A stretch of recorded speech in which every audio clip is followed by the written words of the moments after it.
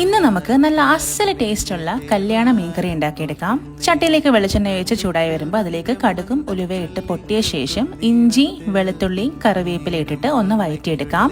ഓവറായിട്ട് ഫ്രൈ ഒന്നും ആവണ്ട, ജസ്റ്റ് ഒന്ന് ലൈറ്റ് ആയിട്ട് കളർ മാറിയാൽ മതി. തീ ഏറ്റവും കുറച്ചിട്ട് അല്ലെങ്കിൽ സ്റ്റവ് ഓഫ് ചെയ്ത ശേഷം മഞ്ഞൾപ്പൊടിയും മുളക് പൊടിയും ചേർത്തിട്ട് നന്നായിട്ട് മിക്സ് ചെയ്ത് പച്ചമുളകൊക്കെ ഒന്ന് മാറ്റിയെടുക്കാം.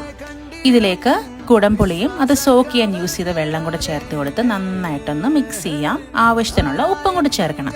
നല്ലോണം കുറുക്കിയതാ ഈ ഒരു പരുവായിട്ട് എണ്ണയൊക്കെ തെളിഞ്ഞു വരുമ്പം തിളച്ച വെള്ളം ഒഴിച്ചു കൊടുക്കാം. ഇനി ഇതൊന്ന് തിളപ്പ് വരുമ്പോഴത്തേക്കിനും വൃത്തിയാക്കി വെച്ചിരിക്കുന്ന മീൻ കഷ്ണങ്ങളും കൂടെ ചേർത്ത് അടച്ചു വെച്ച് ഒരു 20 മിനിറ്റ് കുക്ക് ചെയ്യാം. ഇത് ഞങ്ങളുടെ കോട്ടയം ഭാഗത്ത് കല്യാണത്തലേന്ന് ഫാമിലിയും ഫ്രണ്ട്സും എല്ലാവരും കൂടെ ചേർന്ന് ഉണ്ടാക്കുന്ന ഒരു മീൻകറിയാണ് കേട്ടോ.